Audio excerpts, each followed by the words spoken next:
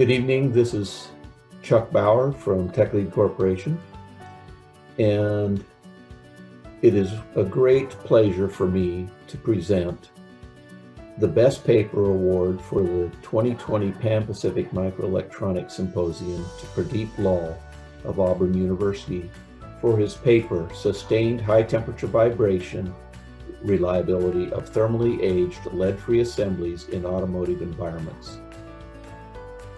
Pradeep has been a supporter of SMTA for more than 20 years and has contributed tremendously to the vision and understanding of technology, which is the primary purpose and focus of the Pan-Pacific Microelectronics Symposium. Thank you, Pradeep, and congratulations. My name is Pradeep Lall.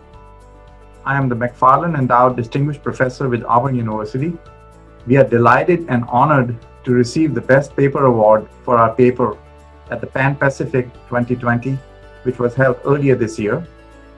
Our paper, which was on the topic of sustained high-temperature vibration reliability of thermally aged lead-free assemblies in automotive environments, is particularly relevant for a number of advanced driver assistance systems, along with autonomous navigation and guidance systems.